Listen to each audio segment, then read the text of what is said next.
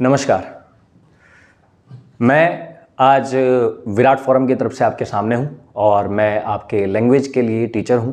मैं यहां पर आपको इंग्लिश में क्लॉजेज का एक टॉपिक कराने जा रहा हूं जो काफ़ी सारे इंस्टीट्यूट में कोचिंग्स में नहीं कराया जाता। और क्लॉजेज को देखते हुए हम ये कह सकते हैं कि बहुत सारे जब आप सॉल्व पेपर वगैरह लगाते हैं तो उनमें ये टर्म हमेशा आती है, क्लॉजेज, पार्टिसिपल, है ना। तो हमको ये बहुत अच्छे से पढ़ना पड़ेगा कि ये क्लॉजेज आखिर है क्या। तो आज हम जो शुरू करेंगे वो क्लॉजेज से शुरू करेंगे और क्लॉजेज के बारे में जानेंगे। सबसे पहले ये एक जरूरी बात है कि क्लॉजेज जो है वो है पार्ट किसका। तो अगर हम वर्ब की बात करते हैं तो वर्ब हमारी दो टाइप की होती है। पहली फाइनाइट वर्ब, दूसरा होता है नॉन फाइनाइट वर्ब। क्लॉजेज में ये वर्ब कैसे आया, अभी मैं आपको बिल्कुल इसको बहुत अच्छे तरीके से बता दूंगा। क्यों मैं वर्ब का यहां जिक्र कर रहा हूं, क्योंकि क्लॉजेज को समझने के लिए आपको पता होना चाहिए कि क्लॉजेज आया कहां से है। ठीक है, तो सबसे पहले फाइनाइट वर्ब को जब हम देखते हैं तो ये हमें दो टाइप्स की दिखती है, जिनमें पहली होती है हेल्पिंग वर्ब और दूसरी होती है मेन वर्ब। इसके बाद चलिए ये हेल्पिंग वर्ब और मेन वर्ब तो हम तब भी पढ़ लेंगे जब हम वर्ब का टॉपिक करेंगे, क्योंकि हेल्पिंग वर्ब वो होती हैं जो हेल्प करती हैं, टाइम टेंसेस में हमें काफ़ी सारी मदद करती हैं। मेन वर्ब वो जो एक्शन होते हैं, जो डूइंग वर्ड्स होते हैं, वो सारे मेन वर्ब के अंडर आते हैं। इससे अलग जब हम नॉन फाइनाइट वर्ब की बात करते हैं तो ये तीन टाइप की होती है। पहला इन्फिनेटिव, दूसरा जेरेंड और तीसरा है हमारा पार्टिसिपल। पूरे हमारे वर्ब में देखो क्लॉजेज का मतलब ही होता है, क्लॉज होता क्या है, क्लॉज होता है कि जब एक सेंटेंस में सब्जेक्ट और वर्ब हमें दिखाई दे। तो इस वजह से देखो वर्ब को हम जब भी देखते हैं तो वर्ब वाला पार्ट ये आता है कि एक सेंटेंस में एक सब्जेक्ट और वर्ब की जरूरत पड़ने वाली है। इस वर्ब को दिखाने के लिए, इस वर्ब के लिए, इस पूरे जो हम देख रहे हैं सामने नॉन फाइनाइट वर्ब या फाइनाइट वर्ब देख रहे हैं, ये क्लॉज में आना ही चाहिए। लेकिन यहां एक बात समझने वाली है कि जब हम वर्ब की बात करते हैं तो इन दोनों वर्ब्स में से कौन सी वर्ब क्लॉज में हमें अक्सर दिखाई देती है। तो मैं आपको क्लियर कर देता हूं ये बात, वहां पर हमें दिखाई देती है फाइनाइट वर्ब। क्लॉज वो है जिसमें एक सब्जेक्ट और एक वर्ब इंक्लूड रहता है। ठीक, अब जरा मैं इसको इरेज कर देता हूं।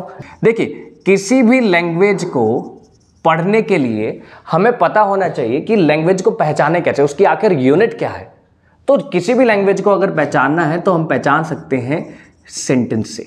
मतलब कह सकते हैं किसी भी लैंग्वेज की एक जो यूनिट है या इकाई है जिससे हम उस लैंग्वेज को पहचानते हैं वो है सेंटेंस। सेंटेंस से छोटी इकाई लैंग्वेज की अगर हम बात करते हैं वो है क्लॉज, और इसके बाद फ्रेज, इसके बाद वर्ड, और सबसे छोटी इकाई है लेटर। देखिए अब बात आती है कि लैंग्वेज की यूनिट क्या है, सेंटेंस, उससे छोटी यूनिट क्लॉज, क्लॉज से छोटी फ्रेज, और फिर वर्ड, और फिर लेटर। यहां से क्लॉज आया है, ये आखिर क्लॉज है क्या। ठीक है, फ्रेज में और क्लॉज में मैं आपको एक छोटा सा अंतर बता देता हूं कि फ्रेज होती हैं जिनका अपना खुद से कोई भी मतलब नहीं होता, वो 2 या 3 वर्ड या 4 वर्ड का कॉम्बिनेशन होता है, एक ग्रुप होता है। जैसे कि हम यूज कर देते हैं कई बार इन द स्काई, तो इन द स्काई खुद से कोई मतलब ही नहीं है, जब किसी सेंटेंस में लगेगा तब जाके इसका कुछ मतलब निकलेगा। तो हम कह सकते हैं कि ये क्या है, फ्रेज है। लेकिन क्लॉज, क्लॉज किसी भी सेंटेंस का पार्ट हो सकता है, या हम कह सकते हैं कोई भी एक सेंटेंस हो सकता है जिसमें एक सब्जेक्ट और एक वर्ब होती है। इन द स्काई फ्रेज है, लेकिन क्लॉज क्या है, क्लॉज अपने आप में खुद का मतलब निकलता है उससे, क्लॉज से। क्लॉज की अगर बात करें तो क्लॉज दो टाइप के होते हैं। पहला इंडिपेंडेंट, दूसरा डिपेंडेंट। इंडिपेंडेंट मतलब जो स्वतंत्र है, जो फ्री है, जिसका अपने आप में मतलब है, जो अपने आप में पूरा है, डिपेंडेंट। जो आश्रित है, किसी पर आश्रित रहेगा, उसके बिना इसका खुद से कोई भी मतलब नहीं है। एग्जाम्पल देखते हैं। Because I like pizza, because I like pizza. अब देखो, बिकॉज से शुरू हुआ और कहा कि मुझे पिज्जा पसंद है, लेकिन कोई भी मतलब नहीं निकल रहा। पता तो होना चाहिए किस लिए पसंद है, क्या जरूरत आन पड़ी जो मुझे बताना पड़ रहा है कि मुझे पसंद है। इसके बाद अगर मैं कुछ वर्ड्स ऐड कर दूं, because I like pizza, I ordered two, I ordered two. अब देखो, अब मतलब निकलता है।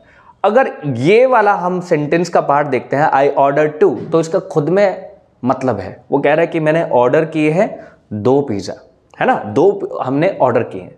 लेकिन अगर मैं इसको देखता हूं तो इसका खुद से कोई भी मतलब नहीं निकलता। तो जाहिर सी बात है, ये हमारा कैसा क्लॉज है? इंडिपेंडेंट। ये हमारा इंडिपेंडेंट क्लॉज है और ये हमारा डिपेंडेंट है। मुझे उम्मीद है आपको समझ में आ रहा होगा और इंडिपेंडेंट और डिपेंडेंट में फर्क भी आपको समझ में आ गया होगा।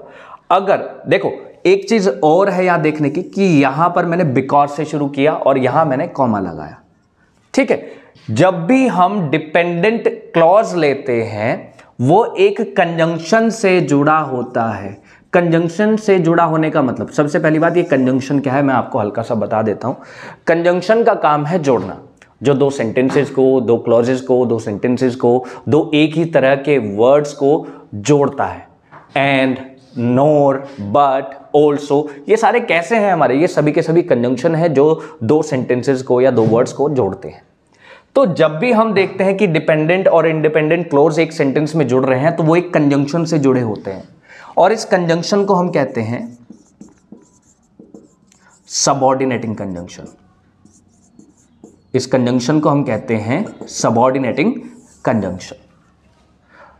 अब समझने की बात यह है कि क्लॉज जो होते हैं वो कितने टाइप के हैं, या फिर क्लॉज का जो हम किसी भी सेंटेंस में यूज करते हैं उसको कैसे पहचानेंगे, क्योंकि क्लॉज के जो 3 टाइप हैं उनमें से हम कैसे पहचानें कि ये नाउन क्लॉज है, एडजेक्टिव क्लॉज है या एडवर्ब क्लॉज है, तो वो सारे हम देखने वाले हैं। लेकिन उससे पहले हम क्लॉज को बहुत अच्छे से जान लें। एक बार मैं आपको पूरा डिटेल्ड एक बार रिपीट कर देता हूं। तो चलिए अब हम देखते हैं थोड़ा क्लॉज के बारे में विद डेफिनेशन कि क्लॉज आखिर है क्या। मैंने ओरली तो आपको बता ही दिया था, लेकिन अगर आप नोट करना चाहते हैं तो आप नोट भी यहां पे कर सकते हैं।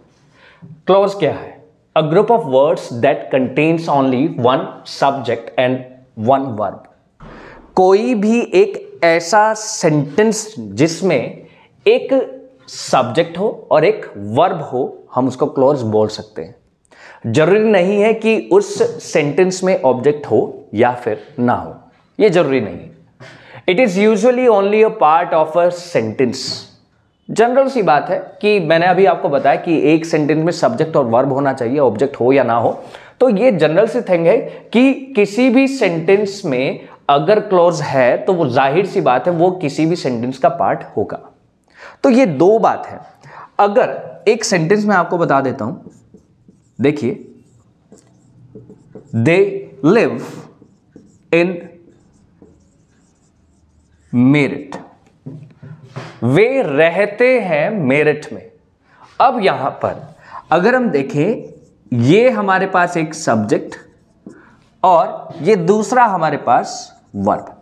हम कह सकते हैं इस सेंटेंस में क्लॉज है, क्योंकि मैंने आपको अभी बताया बिल्कुल, क्योंकि देखिए सेंटेंस का एक पार्ट होना क्लॉजेस कहलाता है। ठीक है, क्लॉज हो सकता है किसी भी एक सेंटेंस में, जहां पर एक सब्जेक्ट और एक वर्ब मिल जाए वो एक क्लॉज है। कुछ और एग्जाम्पल देख लेते हैं। मैं एग्जाम्पल यहां पर लिख देता हूं, she left in the morning. इस सेंटेंस को देखिए, she left in the morning. अब यहां पर अब आप देखते हैं तो पूरा सेंटेंस ऐसा लगता है जैसे कि कंप्लीट है। ठीक है, तो हम कह सकते हैं ये इंडिपेंडेंट सेंटेंस है या इंडिपेंडेंट क्लॉज है। अब अगर इसमें कुछ वर्ड्स ऐड कर दिए जाए, जैसे कि before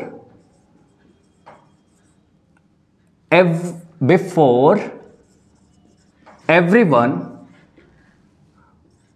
walk up, before everyone walk up, she left in the morning before everyone walk up. अगर इतना सेंटेंस का पार्ट देखते हैं हम, बिफोर एवरीवन वॉक अप, तो उसका कोई भी मतलब नहीं निकलता।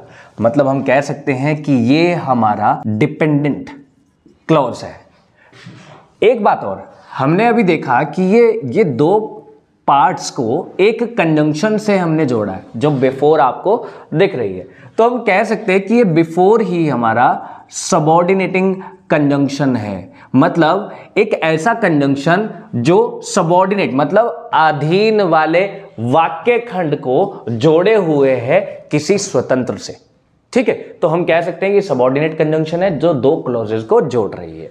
क्या कह रहा है? She left in the morning before everyone walk up. इसका कोई मतलब नहीं निकलता अगर सेंटेंस का ये पार्ट इसके साथ नहीं है।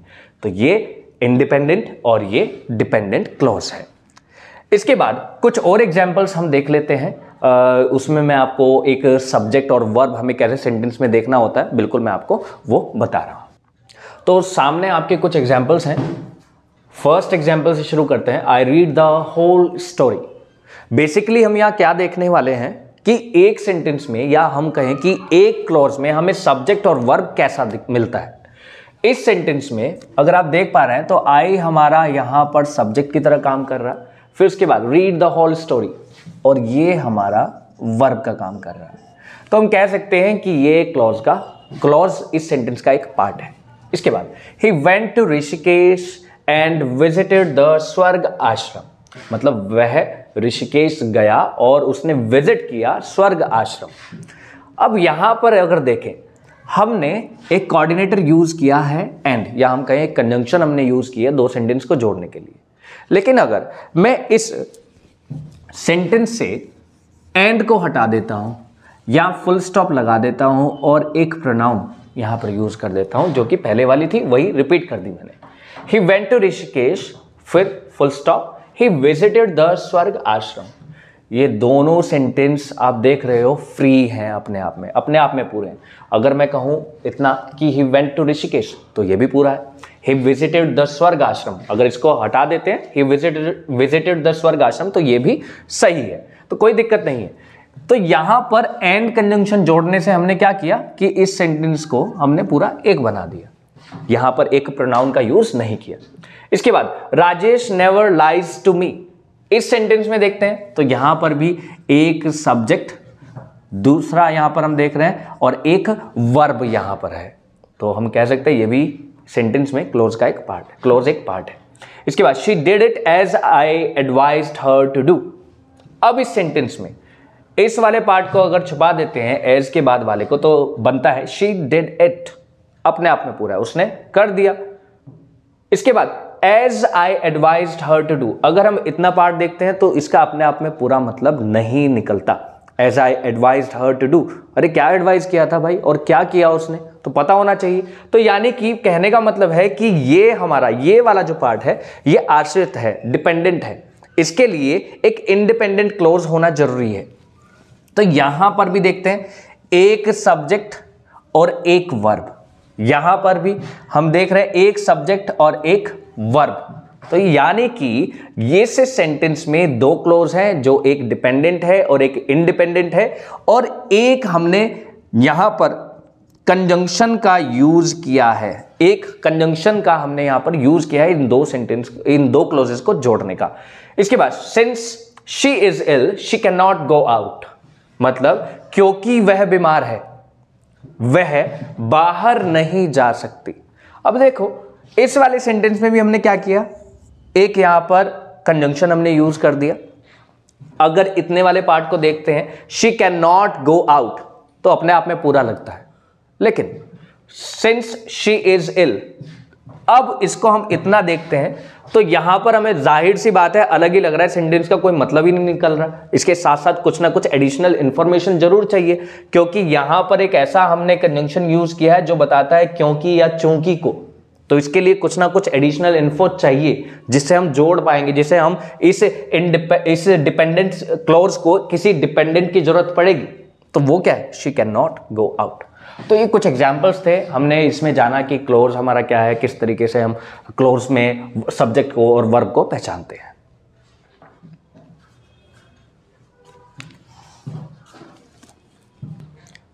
तो अब हम देख लेते हैं कि क्लोज, जैसा कि अभी हमने देखा कि क्लोज के दो पार्ट्स का जिक्र मैंने यहां पर किया, और पहला जो इसका पार्ट है वो है इंडिपेंडेंट। तो क्लोज की अगर बात करें उसको दो टाइप्स में हमने डिवाइड किया है, पहला इंडिपेंडेंट और दूसरा डिपेंडेंट। जैसा कि इंडिपेंडेंट की बात हुई थी जो स्वतंत्र है, और डिपेंडेंट की बात हुई थी जो आश्रित है। तो आश्रित भी तीन टाइप के हमें देखने को मिलते हैं। There are three types of dependent clause. First one is noun, second one adjective, and last one is adverb clause। तो सबसे पहले हम नाउन क्लोज की अगर बात करें तो ये एक ऐसा क्लोज है जो किसी भी नाउन की तरह एक्ट करता है। एडजेक्टिव क्लोज, जाहिर सी बात है, नाम से ही पता चल रहा है एडजेक्टिव का काम क्या है, जो एडजेक्टिव की तरह काम करे, या फिर हम कहें कि मॉडिफाई करे नाउन या प्रोनाउन को, या उनकी क्वालिटीज को शो करे, तो वो एक एडजेक्टिव का काम करता है। इससे अलग एडवर्ब, एडवर्ब का काम है किसी वर्ब को मॉडिफाई करना, एडजेक्टिव को मॉडिफाई करना, या अपने जैसे एडवर्ब को मॉडिफाई करना। हालांकि इससे अलग हटके अगर मैं आपको बताऊं तो एडवर्ब वो है जो किसी भी वर्ड के पास रहकर उसको मॉडिफाई कर सकता है। अगर मैं कहूं कि इतनी ही बात सफिशिएंट नहीं है कि वो सिर्फ एडवर्ब, एडजेक्टिव या अपने जैसे एडवर्ब को या फिर वर्ब को मॉडिफाई करे, तो ये कहना सही नहीं होगा। वो हर किसी को मॉडिफाई कर सकता है, इवन कंजंक्शन को, प्रीपोजिशन को, पूरे सेंटेंस को मॉडिफाई कर सकता है। ठीक है, तो ये बात तो हम एडवर्ब में पढ़ेंगे, जब हमारा टॉपिक होगा तो एडवर्ब में पढ़ लेंगे। फिलहाल हम नाउन क्लोज की बात करते हैं, एडजेक्टिव की और एडवर्ब की। सबसे पहला, जब हम नाउन क्लोज की बात करते हैं तो नाउन क्लोज वो है that acts as a noun. जो नाउन की तरह एक्ट करता है वो क्लोज हमारा कहलाता है नाउन क्लोज। तो सेंटेंस देख लेते हैं।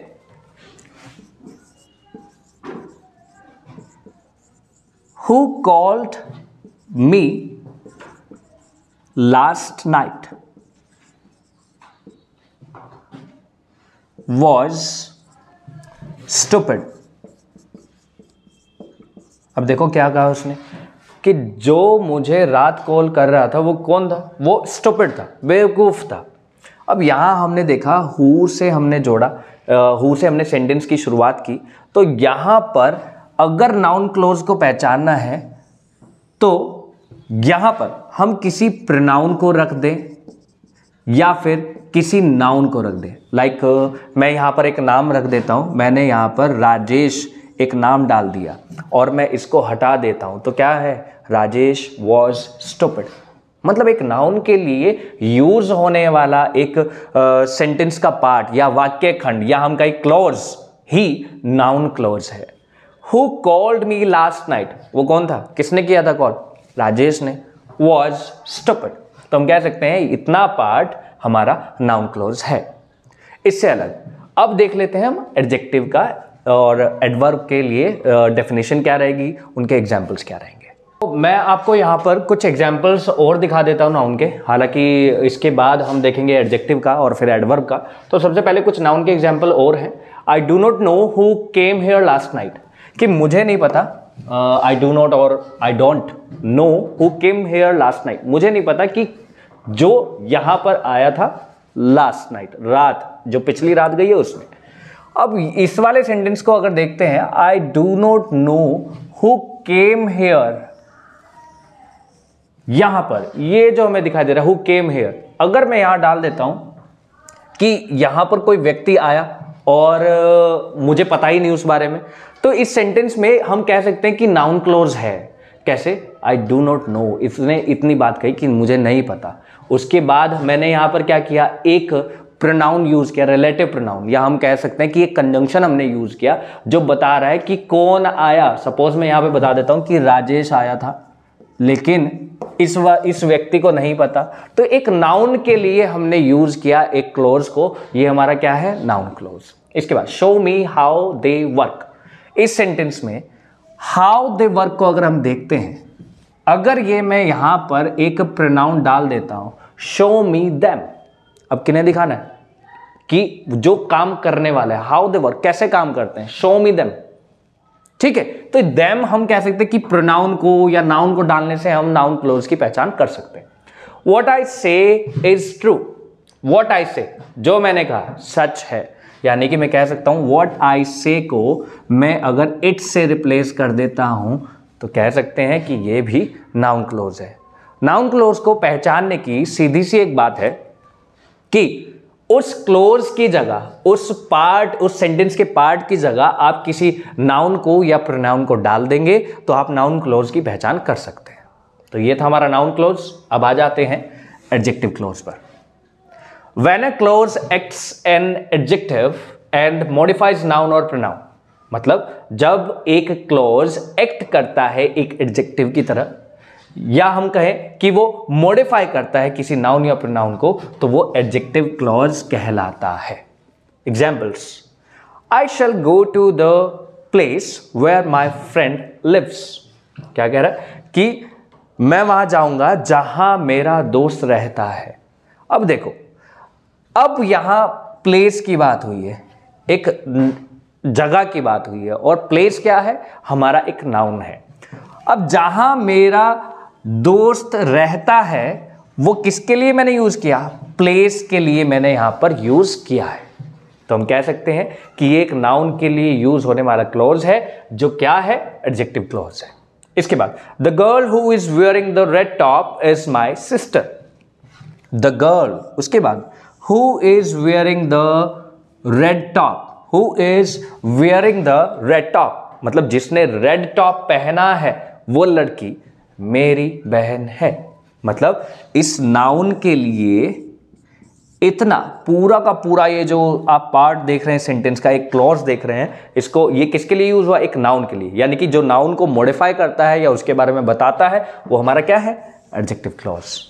Next, I love the book that my father gifted me on my last birthday, क्या कह रहा है, मुझे वो बुक प्यारी है, मुझे पसंद है, that my father gifted me on my last birthday. तो यहां पर देखिए, that my father gifted me on my last birthday किसके बारे में, एक बुक के बारे में है जो नाउन का काम कर रही है। तो कह सकते हैं कि नाउन के लिए यूज होने वाला, जाहिर सी बात है वही वाली बात है कि नाउन के लिए यूज होने वाला क्लॉज ही एडजेक्टिव क्लॉज है। तो ये था हमारा एडजेक्टिव क्लॉज। अब देख लेते हैं एडवर्ब क्लॉज। एडवर्ब क्लॉज, अब इसमें देखिए एडवर्ब का बेसिकली काम क्या है। देखो, जब भी हम एडवर्ब को देखते हैं और एडजेक्टिव को देखते हैं, इनमें थोड़ा सा फर्क है, हालांकि काम दोनों मॉडिफाई करने का ही करते हैं। एडवर्ब जो मॉडिफाई करता है किसी वर्ब को, एडजेक्टिव को या अपने जैसे एडवर्ब को मॉडिफाई करता है। लेकिन जब एडजेक्टिव की बात करते हैं तो वो किसी नाउन या प्रोनाउन को ही मॉडिफाई करता है। जैसा कि अभी हमने पिछले जो स्लाइड थी उसमें हमने पढ़ा एडजेक्टिव क्लॉज, उसमें मैंने बताया था कि वो नाउन या प्रोनाउन को ही मॉडिफाई करता है या उनकी तरह एक्ट करता है या उनके लिए ही यूज होता है। एडवर्ब का काम है वर्ब, एडजेक्टिव और एडवर्ब को मॉडिफाई करना। When a clause acts as an adverb and modifies verb, adjective और एडवर्ब, कि जब एक क्लॉज एडवर्ब की तरह एक्ट करता है और मॉडिफाई करता है किसी वर्ब को, किसी एडजेक्टिव को या अपने जैसे किसी एडवर्ब को, तो वो क्या कहलाता है, हमारा एडवर्ब क्लॉज होता है। एग्जाम्पल देखते हैं, since my brother came he has been teaching. अभी रोकते हैं और एक बात समझते हैं कि एडवर्ब का जो काम है बेसिकली वो एडवर्ब किसी वर्ब के मैनर को दिखाता है या किसी एक्शन के जगह को दिखाता है, टाइम को दिखाता है, रीजन को दिखाता है, इसके अलावा वो कंपैरिजन दिखाता है ना। तो ये सारी चीजें हमें देखने को मिलते हैं। इससे अलग डिग्री आपको दिखाएगा, फिर अफर्मेशन या नेगेशन दिखाएगा, मतलब किसी में नेगेटिवनेस दिखाएगा, किसी में पॉजिटिवनेस दिखाएगा। तो ये सारी चीजें हमें देखने को मिलेंगी। एडवर्ब का बेसिकली मैनर से मतलब है कि किसी काम को करने का ढंग। सपोज मैं कहता हूं राम वॉक्स, राम चलता है, लेकिन उसका ढंग कैसा है, चलने का कैसा तरीका है। मैं कहता हूं राम वॉक्स स्लोली, राम वॉक्स स्लोली, मतलब अब ये देखो मॉडिफाई किसको कर रहा है, वर्ब को मॉडिफाई कर रहा है। तो हम कह सकते हैं मैनर को बताता है। अगर मैं कहता हूं कि राम रेस में बहुत तेज दौड़ा, तो वर्ब क्या हुई, दौड़ना, रन करना, लेकिन कहां पर हुई, रेस में, तो वो भी क्या दिखाता है, प्लेस दिखाता है। ये हमारा क्या है, एडवर्ब ऑफ प्लेस। इसी तरीके से time, reason, comparison, degree, negation, affirmation, frequency, तो वो सारी चीजें, वो सारा काम एक क्लॉज की तरह करना ही एडवर्ब क्लॉज है। सेंटेंस में मैंने आपको बताया since my brother came he has been teaching, मतलब जब से मेरा भाई, क्योंकि जब से मेरा भाई आया तब से वो पढ़ा ही रहा है। तो आने का जो काम हो वो एक्शन को क्या दिखा रहा है, पढ़ा ही रहा है। तो किसी वर्ब के लिए यूज होने वाला क्लॉज ही हमारा एडवर्ब क्लॉज है। इसके बाद she is as intelligent as her brother. अभी मैंने कंपैरिजन की बात की, तुलना में भी हम एडवर्ब क्लॉज देखते हैं। वो क्या कह रहा है, she is as intelligent as, मतलब वह इंटेलिजेंट है बिल्कुल अपने भाई की तरह। तो किसी में कंपैरिजन होगा तो वहां पर भी हम एडवर्ब क्लॉज देखते हैं। We will let him play if he passes the fitness test, if he passes the fitness test. इस वाले सेंटेंस में देखते हैं we will let him play, हम उसे खेलने देंगे, लेकिन if he passes the fitness test, ये एक कंडीशन है। मतलब हम कह सकते हैं कि एडवर्ब कंडीशन को भी शो करता है कि ये कंडीशन है कि अगर वो पास कर देता है फिटनेस टेस्ट तब हम उसे खेलने देंगे। तो एक्शन तभी पूरा होगा, एक्शन तभी कह सकते हैं कंप्लीट होगा जब वो एक कंडीशन को पूरा करेगा। तो कंडीशन को पूरा करने वाला भी क्लॉज हमारा क्या होता है, एडवर्ब क्लॉज होता है। तो आज हमने जाना क्लॉज के बारे में, क्लॉज के टाइप्स के बारे में कि डिपेंडेंट और इंडिपेंडेंट क्लॉज हमारे क्या होते हैं। साथ ही हमने देखा कि हमारे जो डिपेंडेंट क्लॉज है वो नाउन क्लॉज, एडजेक्टिव और एडवर्ब किस तरीके से सेंटेंस में यूज होते हैं। क्या हम किसी नाउन या प्रोनाउन को उस क्लॉज की जगह रखें तो हमें कौन सा क्लॉज देखने को मिलता है, तो सारा हमने आज जाना। और ये एक विराट आईएएस का इनिशिएटिव है, हमारा विराट फोरम, तो आप इससे जुड़े रहिए। और आगे भी ऐसे ही वीडियो जानने के लिए, ऐसे ही मज़ेदार टॉपिक्स को पढ़ने के लिए हमारे चैनल को सब्सक्राइब कीजिए, वीडियो को लाइक कीजिए और शेयर कीजिए। मिलते हैं नेक्स्ट टॉपिक के साथ।